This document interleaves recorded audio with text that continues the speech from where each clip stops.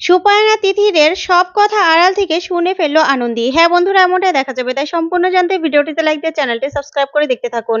গল্পের শুরুতেই দেখা যাবে আনন্দী আর বিজয়া কথা বলছে, তখনই অর্ণব এসে বলতে থাকে, কি কথা বলছো মা বলো তো, আমার না খুব খিদা পেয়েছে। তখনই বিজয়া বলতে থাকে, আচ্ছা আচ্ছা ঠিক আছে ঠিক আছে, তোরা খেতে বস, আমি এখনই খাবার দিচ্ছি, সুমনা মা এগিয়ে আয়। তখনই ঠাম্মি আসে আর এসেই বলতে থাকে, শোনো শোনো সবাই শোনো, আজকে না কোনো বাধা আমি মানবো না, বুঝতে পেরেছো? এই চড়ুইপাতিতে এসে শুধুমাত্র ছেলেদের আমরা বেড়ে বেড়ে খাওয়াবো তা কিন্তু হবে না, সবাই মিলে একসাথে খাবো, বুঝতে পেরেছো?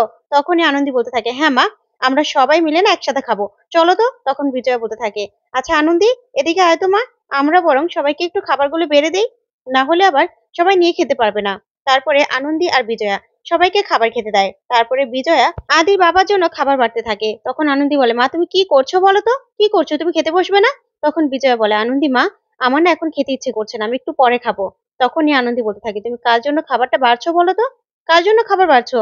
তখনই বিজয়া বলতে থাকে, দেখ, তোর বাবা তো ক্ষুধা সহ্য করতে পারে না, তাই অনেকক্ষণ হয়ে গেছে, মানুষটা তো ক্ষুধাও পেয়েছে বল, তাই তুই না একটু গিয়ে তোর বাবাকে খাবারটা দিয়ে আয়, আর নন্দিনী খাবারটা আমি বেড়ে দিচ্ছি। তখন আনন্দী বলে, না মা, একদম না, তুমি না আজকে কোনো রকম কোনো খাবার দিয়ে আসতেও যাবে না, আর আমি তো যাবই না।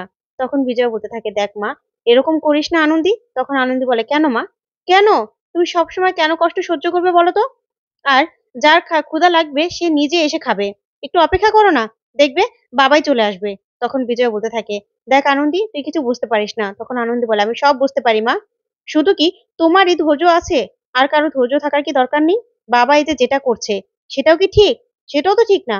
ওই নন্দিনী ম্যাডামের সাথে সবসময় কেন থাকতে হবে? নন্দিনী ম্যাডামের সাথে তো চলে গেল, তাহলে কেন তুমি তার জন্য অপেক্ষা করবে বলো তো?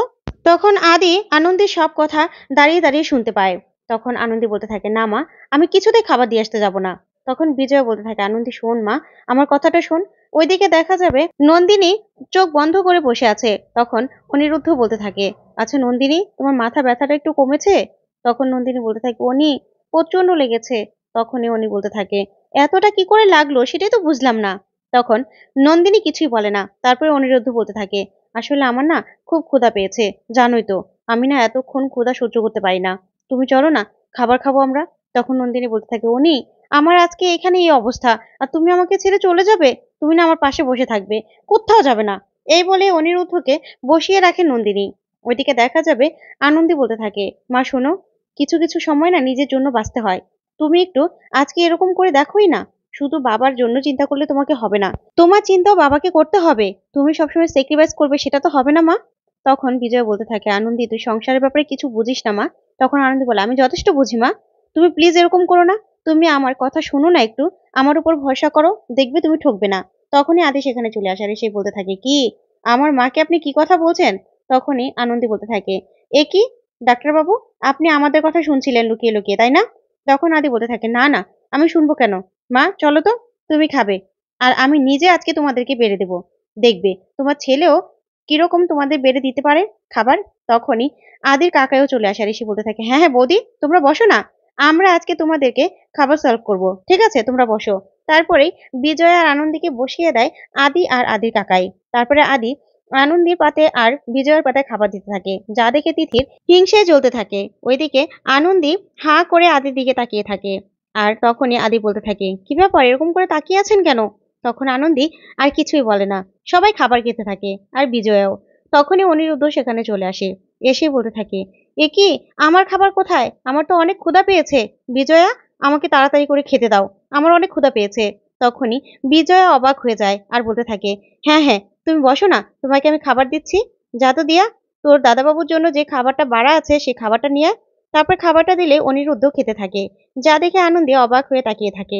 তারপরে দেখা যাবে বিজয়া অনিরুদ্ধকে বলতে থাকে, তোমার না পছন্দের খাবার আমি বানিয়েছি, তুমি খাবে তো? তখন অনিরুদ্ধ বলতে থাকে, তুমি তো জানো আমি টাইম মেপে খাই, বেশি সময় নেই, তুমি তাড়াতাড়ি নিয়ে এসো না। তখনই আনন্দী অবাক হয়ে বিজয়ের দিকে তাকিয়ে থাকে আর বিজয়াও।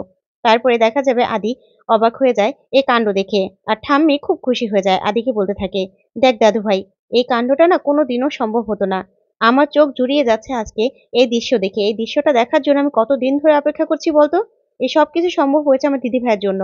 আসলে তুই না আমাকে কি উপহার দিয়েছিস আমি তোকে কি বলবো। আমার দিদিভাই তোর জীবনে এসে তোর জীবনটা পুরো ভরিয়ে দিয়েছে রে আদি। তখন আদি মনে মনে বলতে থাকে, সত্যি আনন্দী, এই সবকিছু না আপনার জন্য সম্ভব হয়েছে। আপনার জন্য, আপনার জন্য আমি আজকে এই যে ঠাম্মির আর মায়ের মুখের এই হাসিটা দেখতে পাচ্ছি। সত্যি আপনি অনেক ভালো মানুষ। ওইদিকে দেখা যাবে নন্দিনী এসে অনিরুদ্ধকে খেতে দেখে পুরো রেগে যায় আর বলতে থাকে, অনি, আমার মাথায় এত ব্যথা, তুমি সেটা না দেখে তুমি খেতে চলে এসেছো। আচ্ছা ঠিক আছে, তুমি কিন্তু আমার কাছে আর একবারও যাবে না, একবারও না। আমি আমি কোনো খাবার খাবো না, বুঝতে পেরেছো?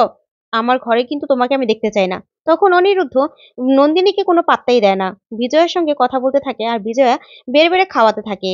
তারপরে নন্দিনী দেখে রেগে যায়। তখন আনন্দী নন্দিনীর দিকে এগিয়ে যায়, গিয়ে বলতে থাকে, না না ম্যাডাম, আপনি চিন্তা করবেন না, আপনি রুমে চলে যান না, আপনার খাবার আমি আপনার রুমে পাঠিয়ে দেবো। তখন নন্দিনী বলতে থাকে, আনন্দী, তখন আনন্দী বলে, হ্যাঁ ম্যাডাম, দেখুন না, দেখুন মার বাবা কি সুন্দর করে দুজনকে মানিয়েছে, তাই না? আপনার দেখে চলছে অনেক, তাই না? তখন নন্দিনী বলতে থাকে, দেখো তুমি অনির সম্পর্কে আর আমার সম্পর্কে কতটুকু জানো। তখন আনন্দী বলতে থাকে, দেখুন ম্যাডাম, আপনি হয়তোবা অনেক যোগ্য, আপনি মেডিনিস চালান, আপনি সব দিক থেকে অনেক যোগ্য, কিন্তু এই যে মা, সংসার, স্বামী আর সন্তান, তার কাছে কিন্তু আপনি কিছুই না।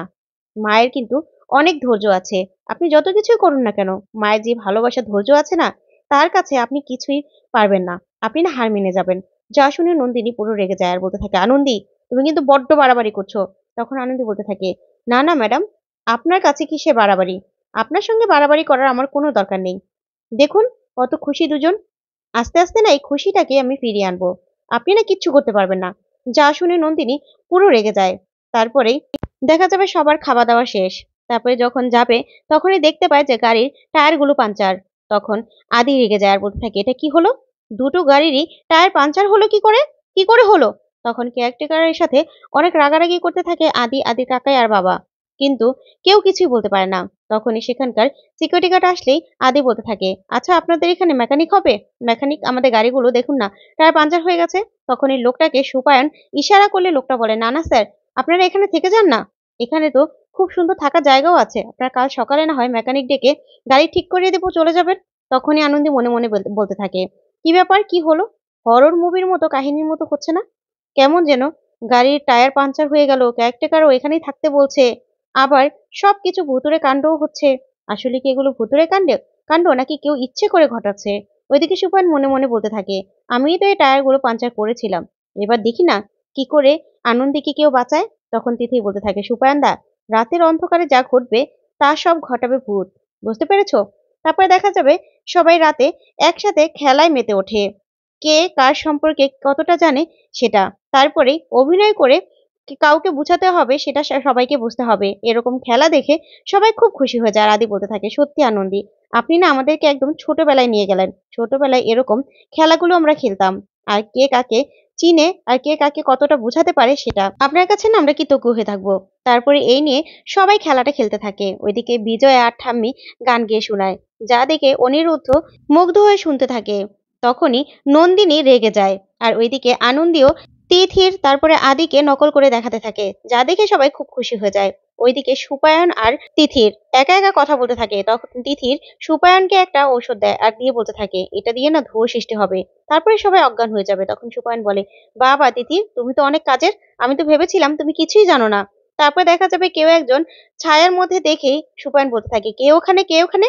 তখনই বাহির থেকে বেরিয়ে আসে রুষা। তখন রুষাকে দেখেই চমকে যায় সুপায়ন আর বলতে থাকে, তুমি এখানে, তুমি এখানে কি করছো, তোমার তো কম সাহস নয়, তুমি আমাদের পিছু নিতে নিতে এখানে চলে এসেছো। তখনই রুষা বলতে থাকে, অনিন্দকে একটু ডেকে দিন না। তখনই সুপায়ন ওকে বকাবকি করতে থাকে। তখন আনন্দী সবটা দেখে বলতে থাকে, কি ব্যাপার, সুপায়ন দা আর তিথির আর আরেকজন কে যেন না, ওরা কার সঙ্গে কথা বলছে? না, স্যারকে এখনই সবটা জানাতে হবে। তো বন্ধুরা, আজকের আপডেটটি কেমন লাগলো অবশ্যই কমেন্ট করে জানাতে ভুলবে না। পরবর্তী আপডেট পেতে চ্যানেলটি সাবস্ক্রাইব